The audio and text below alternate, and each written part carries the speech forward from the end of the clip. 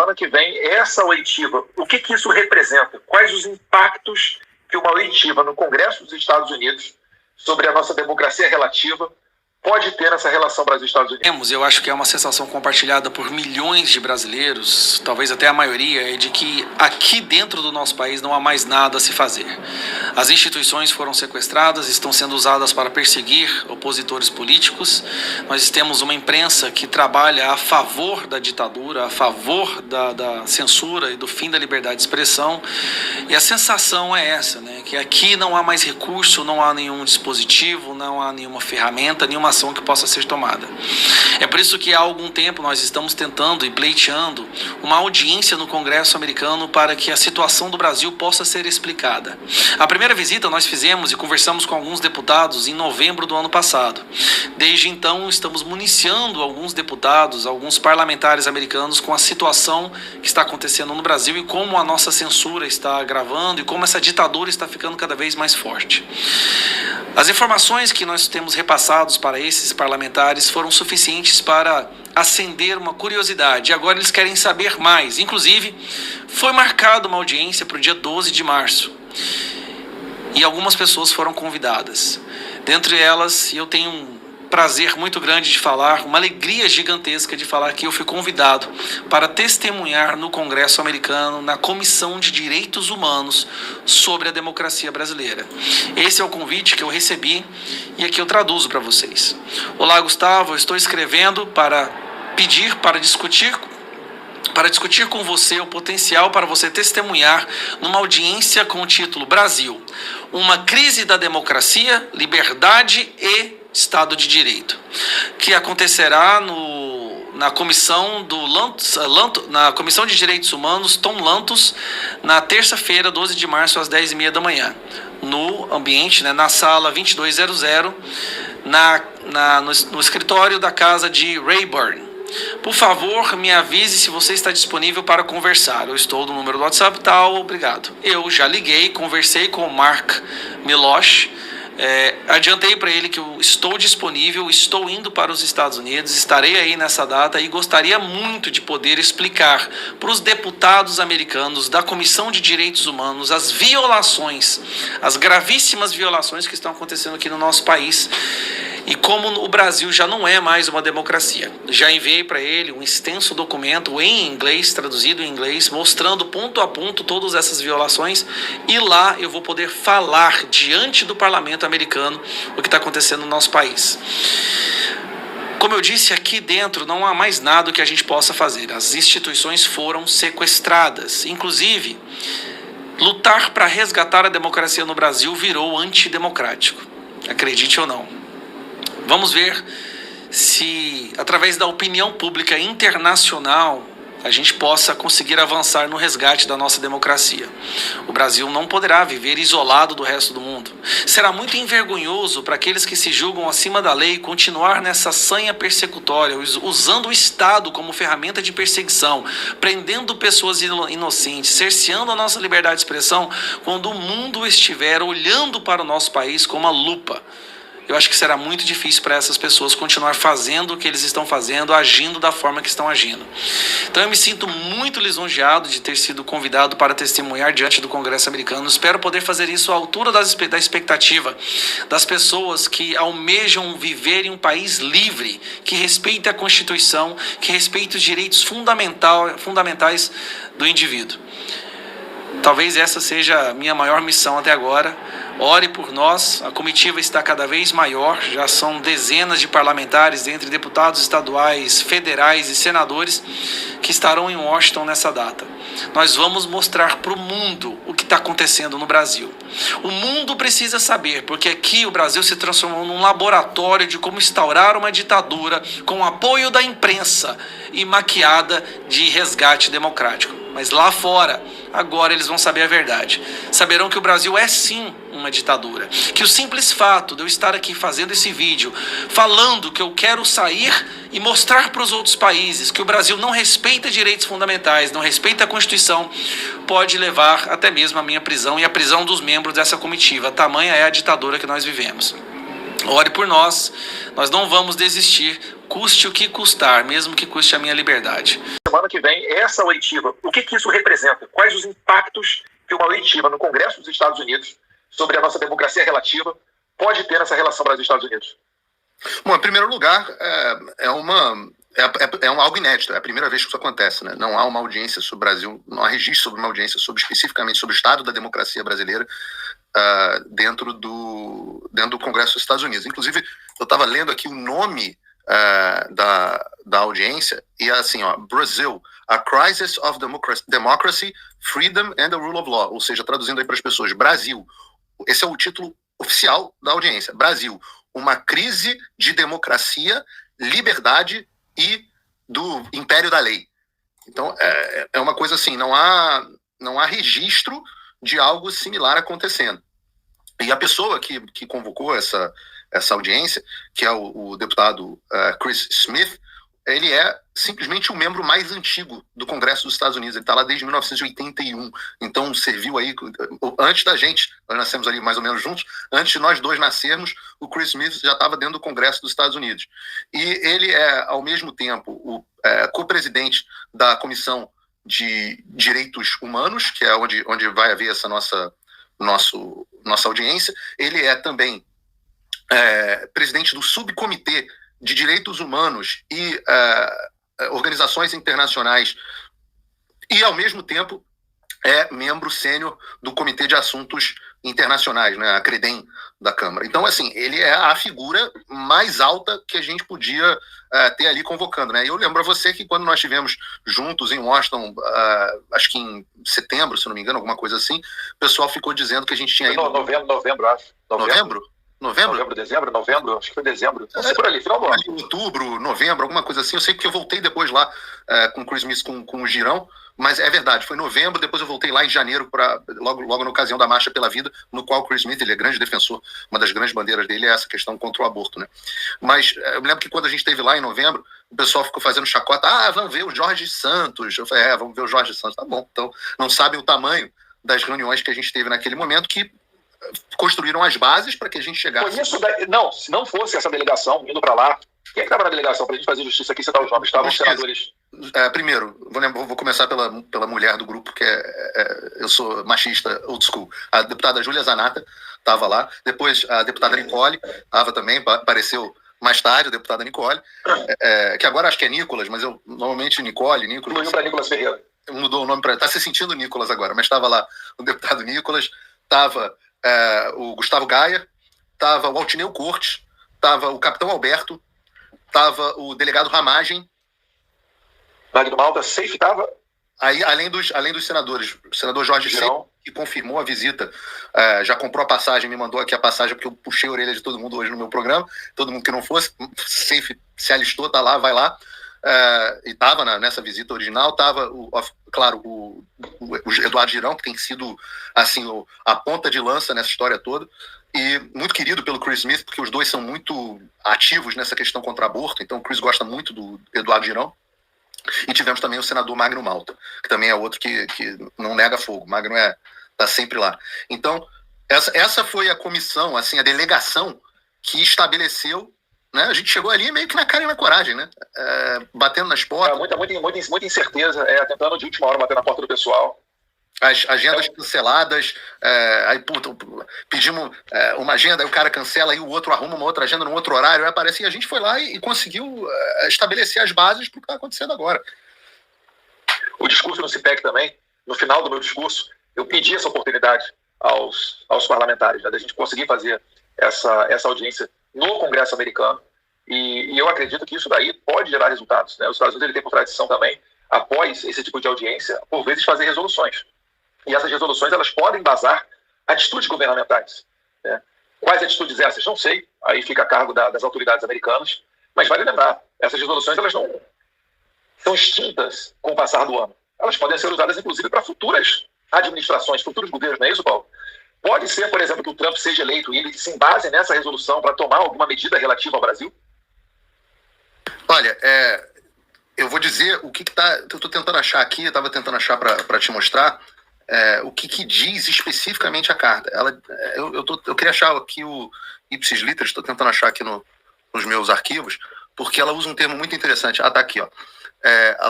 essa audiência, vou fazer aqui a tradução simultânea, essa audiência e a nossa discussão, porque a gente vai ter encontros também com os parlamentares, será útil para informar o oversight. Oversight é a supervisão do Congresso sobre a política externa, assim como servir como potencial apoio aos direitos humanos das pessoas no Brasil. Então, assim, ele diz o que é o propósito da audiência.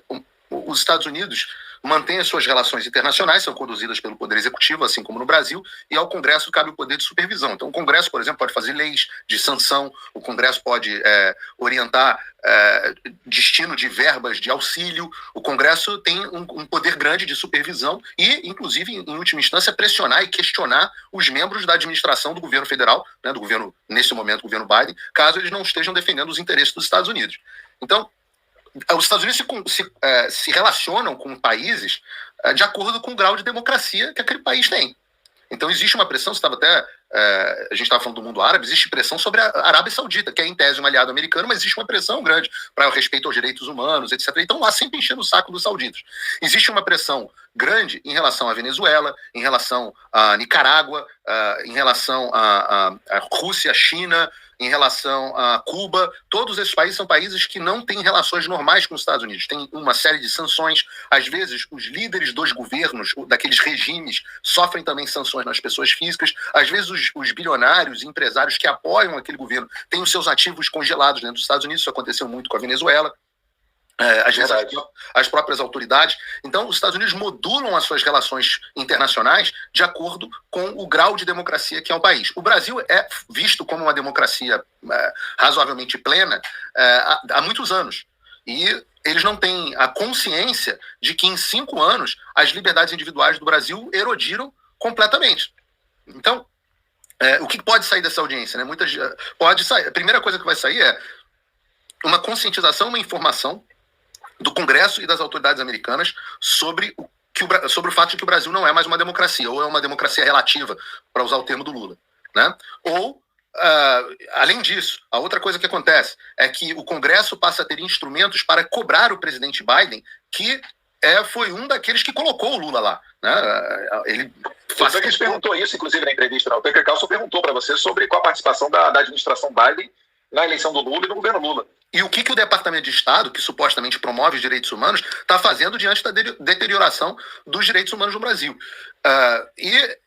O Congresso passa a pressionar o Departamento de Estado para que ele mude a sua postura em relação ao Brasil. Depois vão ser chamadas autoridades do governo americano para que elas prestem esclarecimentos. O que aconteceu? Será que os Estados Unidos influenciaram mesmo a eleição brasileira, como diz a reportagem do Financial Times? Qual o grau de cooperação, como a reportagem do Public, do David Agape, entre os agentes do governo americano e o TSE? Todas essas questões precisam ser avaliadas e precisam ser exploradas pelo Congresso que exerce o poder de supervisão. Tem muita gente que fala assim, Paulo, e esse é um sentimento, Eduardo, até entre os parlamentares, é um sentimento que precisa ser combatido. Paulo, não vem nenhuma solução de fora. Você vê, a Cuba é uma ditadura há não sei quanto tempo, Venezuela é uma ditadura, Nicarágua é uma ditadura, os Estados Unidos fazem as coisas, mas as ditaduras não caem por pressão externa. E eu falo que isso é só parcialmente verdade. Em primeiro lugar, ninguém espera que isso seja uma solução. Quem tem que dar a solução é o povo brasileiro. O que nós estamos tentando fazer, em primeiro lugar, que os Estados Unidos parem de atrapalhar, já é um grande começo, né? Em segundo lugar, que talvez eles possam ajudar, assim como eles ajudaram o Lula a chegar ao poder, que eles ajudem a gente a restabelecer os direitos democráticos no Brasil através de pressão. A pressão tanto funciona que o Lula chegou ao poder.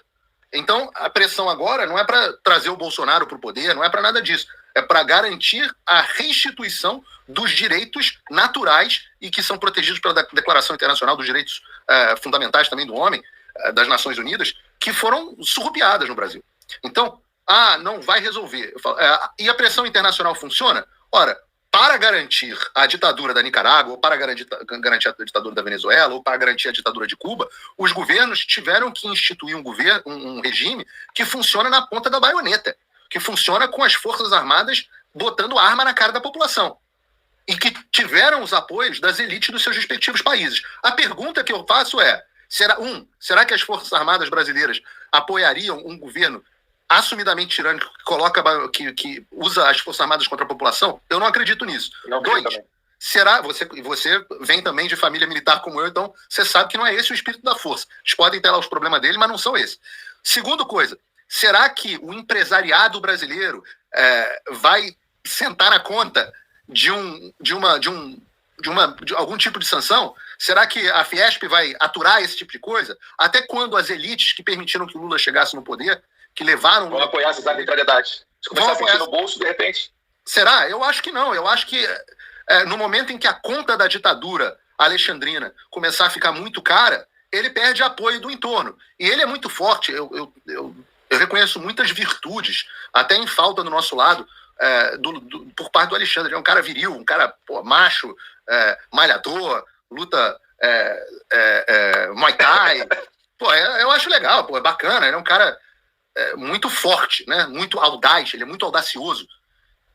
Só que no momento em que ele perder todo o suporte que hoje garante que ele possa ter toda essa audácia, eu não sei quanto tempo ele dura, não.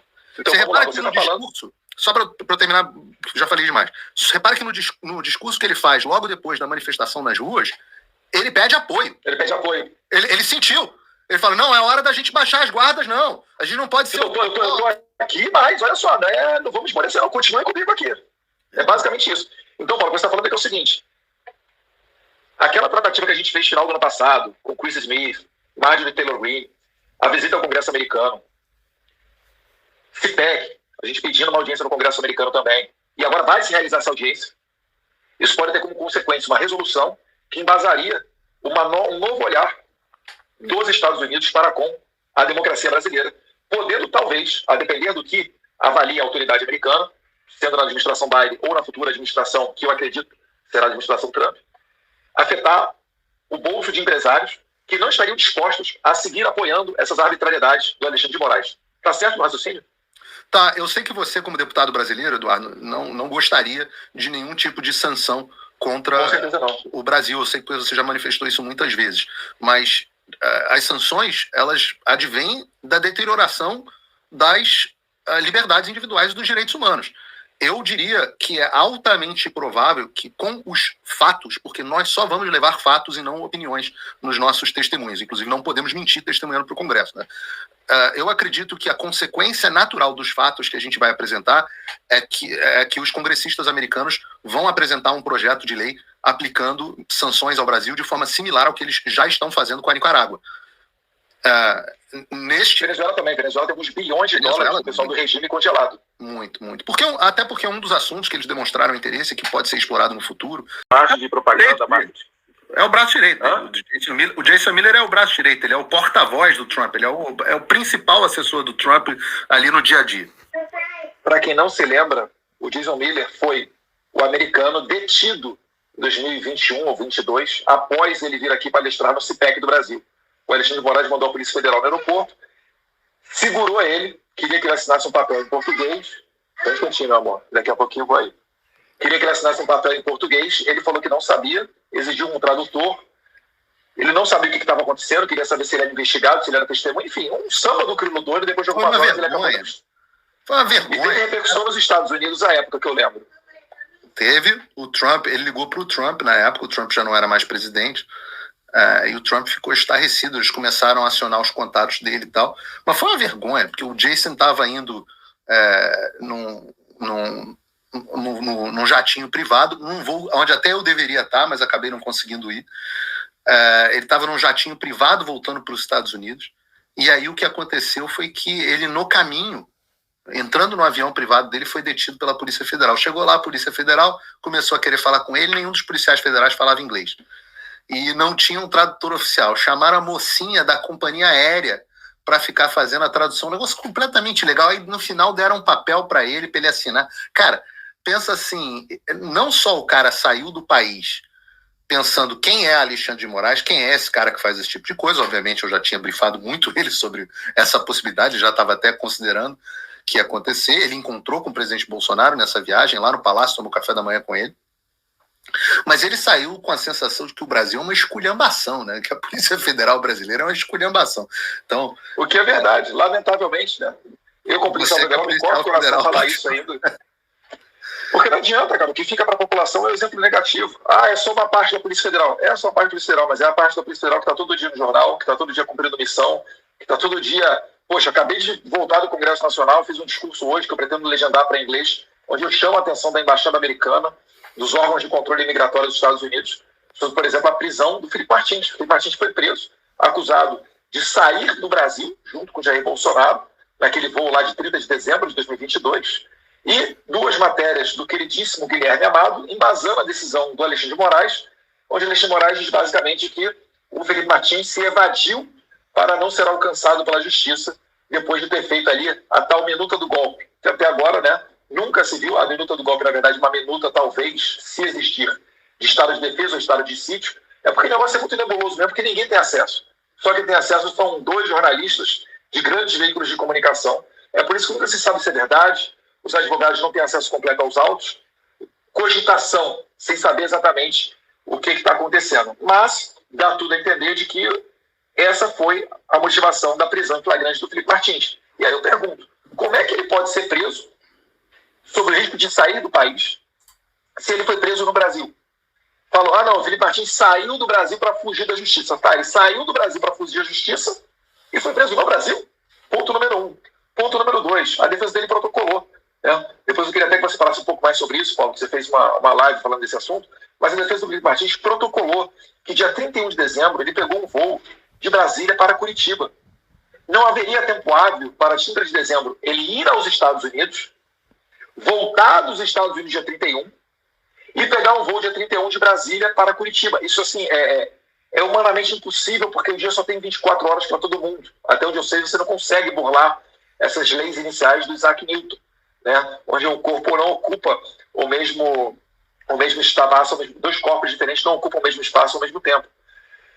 Então, a conclusão lógica é, para prender Felipe Martins, Alexandre de Moraes está acusando as autoridades migratórias brasileiras e americanas de terem tomado um tudo de bom do Felipe Martins. O Felipe Martins ele conseguiu burlar o controle migratório brasileiro da PF para sair e para voltar, e ele conseguiu burlar o controle migratório norte-americano para entrar e para sair dos Estados Unidos. É por isso que eu comecei hoje o meu discurso falando, chamando a atenção, não só da Embaixada Americana, mas das autoridades que fazem esse tipo de controle dos Estados Unidos, né? O TSA, o Border Patrol, CBP, e todo esse pessoal. Se puder falar mais um pouquinho, Paulo, estou errado, estou certo, Felipe Martins, é isso mesmo? Na verdade, qualquer um com os dados do Felipe Martins pode entrar na internet e tirar, só precisa ter o número do passaporte dele, nascimento, nome completo, e você vai na internet e tira um I-94. O I-94 é o formulário que registra todas as entradas e saídas que você teve dentro dos Estados Unidos. É um documento que qualquer um pode ter, uma certidão. Inclusive, é muito comum você apresentar um I-94 dentro de processos imigratórios, etc. A PF tem um sistema próprio também, o STI. Eu fiz controle imigratório quando era plantonista no aeroporto de Guarulhos. A coisa mais simples que tem é pegar o nome da pessoa, o passaporte. Você viu, se saiu, se entrou e etc. Esse é o sistema da PF, que a PF acessa. O I-94, você como cidadão comum acessa. Então, é uma coisa muito, muito aberta e muito transparente. O que acontece é que o nome do Felipe constou originalmente, ao que eu consegui apurar, na lista de passageiros que iam com o seu pai para os Estados Unidos no dia 30, mas ele recebeu aí que todo mundo que é casado vai entender, ele recebeu uma encheção de saco da mulher dele, né? E ele acabou não indo. Falou, se eu for, eu vou depois, etc. Não foi. E seguiu com a mudança dele, mandando 8 malas e embarcou. E tem e-mail da TAM pedindo para avaliar o voo, etc. Lá para Curitiba. Ali para a cidade ali onde ele mora, eu acho que não sei se era Ponta Grossa, alguma coisa do tipo. Algum lugar. Ponta Grossa. Eu acho que não tenho certeza. Mas ele... Agora... A alegação absurda é de que ele teria entrado clandestinamente. Como é que você prova que você não entrou clandestinamente? Nem Osama Bin Laden fez essa proeza. Que pelo visto aí o Alexandre de Moraes acredita que o Felipe fez. E aí você começa a entrar no campo da prova negativa. Então, Paulo, por exemplo, Eduardo Bolsonaro, prova que você não entrou ilegalmente nos Estados Unidos na semana passada e saiu sem ninguém ver. Você fala assim, não tem como provar. Não tem como provar. Eu tava no Bahrein, sei lá, no Emirados Árabes, mas eu não tenho como provar que eu não entrei e saí dos Estados Unidos. A prova é negativa. Eu iniciar um encontro mesmo que a mídia brasileira finja não ver. Então, eu fico muito feliz. Aliás, deixa eu cometer uma inconfidência aqui. Antes de eu tornar público esse encontro, eu fiz um teste. Eu vazei as informações para a CNN Brasil. Peguei um repórter lá da CNN Brasil e vazei as informações para ele. Olha, vai ter esse evento, essa audiência, etc, etc. Sabe o que a CNN Brasil fez? Fingiu que não recebeu. Não publicou. Bom, será que não é notícia o fato de vai ter uma audiência sobre direitos humanos e democracia do Brasil no Congresso dos Estados Unidos? Caladinhos. Depois reclamam que eu digo que vocês não são jornalistas. Vocês são militantes, porque não atende à propaganda. Mas vocês vão ter que noticiar, fiquem tranquilos, vocês vão ter que noticiar. E eu fico muito feliz que a direita esteja acordando para esse momento único, porque o próprio presidente Bolsonaro entendeu a importância desse momento. E eu vou cometer mais uma inconfidência aqui, de ler a mensagem que o presidente Bolsonaro mandou para os parlamentares da oposição. Vou ler, abre aspas. Missão importante, diz o presidente Bolsonaro, em caps lock.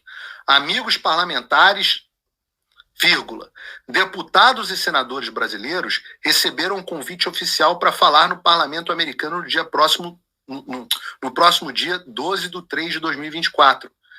Diz o presidente Bolsonaro, será um momento histórico para falar sobre a grave situação da democracia no Brasil. Precisamos de uma comitiva em caps lock, né, em maiúsculo, forte para denunciar o que está acontecendo em nossa nação. Quanto maior a nossa delegação, mais forte será o impacto dessa audiência que acontecerá dentro do Congresso americano. Até o momento, 11 parlamentares brasileiros já confirmaram presença na comitiva. Sugerimos que quem puder vá, exorta o presidente Bolsonaro. Contamos com a presença dos senhores. Essa pode ser a nossa última chance. Segundo o presidente Bolsonaro, esta pode ser a nossa última chance. O mundo saberá. Interessados, entrar em contato com o deputado Gayer. Assinado Jair Bolsonaro. Eu queria muito que o próprio presidente Bolsonaro fosse convocado. Queria ver o que ia acontecer. Ah, mas o Xandão ia negar. Não tem problema. Melhor, tomara que negue. Que aí a gente prova o que a gente está dizendo lá. Mais um fato. Agora, o mundo saberá. Como diz o presidente Bolsonaro, o mundo saberá. O que eu penso aqui, o problema é o seguinte. Só 11 parlamentares, 11 parlamentares em uma missão dessa tão importante. Daqui a pouco vai entrar aqui conosco o Marco Antônio Costa, já tá nos esperando. Quero discutir isso com ele. 11 parlamentares numa missão dessa? Depois do fracasso lá do ano passado, eu não ter conseguido quórum que vocês fossem, agora tem 11. Vocês são convidados para o Congresso dos Estados Unidos para falar, exortados pelo Bolsonaro. Para vocês falarem o que vocês não podem falar no Brasil, que vocês reclamam que não adianta nada, que o trabalho de vocês no parlamento não adianta nada. E aí só 11 vão? Vocês estão de brincadeira comigo? Ai, mas Paulo, não marcaram com antecedência, o convite não estava, o meu nome não estava no convite original. Eu não deixo de frescura. E que diabo você tem de mais importante para fazer na semana que vem do que expor ao mundo o que se passa no Brasil? Que compromisso maravilhoso é esse que você tem? Ai, vou tomar falta se o Pacheco não autorizar a missão. Ah, nossa, vai tomar falta, caramba! Nossa, hein? Vamos falar para as pessoas que estão presas com 17 anos no 11 de janeiro, pelo 8 de janeiro, que você não foi porque senão você ia tomar falta. Ai, mas Paulo tem que pagar a passagem do próprio bolso. Ô, cara pálida, eu tô pagando a passagem com dinheiro de quem? Quanto de dinheiro você acha que eu já enfiei nessa brincadeira toda para chegar até aqui? Quem que você acha que paga? Sou eu, porra! E pior do que isso, mais do que o dinheiro que eu coloco, eu tô me colocando em risco. Eu tô colocando a segurança financeira, segurança da minha família que implora para que eu pare o que eu estou fazendo. Eu estou colocando um alvo gigantesco nas minhas costas. Todas as minhas contas bloqueadas, não consigo vender curso. Tive que sair da Jovem Pan. Não posso viajar, não posso dar palestra porque não tenho passaporte. Daí eu fiz o Locals, o cara foi lá e forçou o Locals a fechar no Brasil com os meus assinantes dentro. Eu não tô... Então, não, mas eu não posso, não vou pagar a passagem. Minha mulher vai encher o saco. Meu filho, você está brincando de ser deputado? Você está brincando de ser senador? E tem o seguinte, meu amigo, eu não tenho mandato popular. Eu não tenho mandato popular. Não tenho porque não quero, diga-se de passagem. Mas não tenho e não quero ter. Você sabe o que é mandato? O nome mandato é o povo dizendo que vocês podem e ao mesmo tempo devem representar a eles. Eu não tenho isso. Eu não recebo um puto do erário. Vocês recebem. Ou vocês estão com medo também? Essa é aquela cena, tem uma cena que eu gosto do filme Coração Valente, quando o William Wallace, ele vai lá na frente, carregando a bandeira da Escócia e tal, com a cara pintada, e aí ele olha para trás e vê os cagões, olha eles no olho, deixando o William Wallace sozinho. Vocês são os cagões ou vocês vão para a batalha? Ninguém tem desculpa para não ir. Gosto muito de vários de vocês são meus amigos, mas aí vocês me desculpem, a minha função não pode ser exercida corretamente se eu não cobrar vocês. Ricardo Salles, meu amigo, cadê você? Cadê você? Vai estar lá? Você é um dos deputados mais votados de São Paulo, estava cotado para ser prefeito, ia ser eleito prefeito de São Paulo. Até agora você não contribuiu com essa causa. Estou te cobrando publicamente. Luiz Felipe, gênio, alto nível. Adoro, cara, nota 10. Brinco que ele seria um pai fundador do Brasil. Cadê? Senador Rogério Marinho, líder. Cadê a liderança? Altineu, deputado, líder. Espero ele lá também. Senador Flávio Bolsonaro, não teve uma visita aqui nos Estados Unidos? Senadora Damares, por onde andas? Astronauta, tá no mundo da Lua? Fazendo podcast? Cadê toda aquela turma eleita dizendo que era direita? Tereza Cristina, você não tem nada para falar sobre os ataques do agro brasileiro, não? E a segurança, e ataques também à segurança alimentar global? Sérgio Moro? Vai ficar esperando o seu próximo ser caçado? A Bia Kicis eu duvido que não vá, por exemplo. Nota 1000 ela. Pois bem, se eu vou com 11, eu vou com 11. Não sei nem quem são os 11. Pode ter gente que eu não gosto lá, mas tá tudo certo, vamos todo mundo junto. Eu sou otimista. Eu acho que vai muito mais. Eu acho que vai muito mais. E vão estar lá comigo Rodrigo Constantino, Alan dos Santos. Que cena bonita. O Alan sentado lá no Congresso dos Estados Unidos, de paletó e gravata. O Monarque vai estar lá também. A juíza Ludmila Grilo, o Coronel Gerson, Leandro Ruschel. Vai ter gente das FAV representando as famílias do 8 de janeiro. Fio Diário vai estar lá cobrindo com o Marco Antônio, que está aqui esperando para falar com a gente. A gente vai estar lá. Eu quero todas essas faces bonitinhas na foto histórica. A vocês, deputados e senadores, eu faço o apelo. Não deixem de ir, não percam esse momento. Você não tem desculpa para não ir. Papo duro de amigo para os que são meus amigos e de jornalista para os que não são. A vocês que estão em casa, nossa enorme audiência, colossal, estamos aqui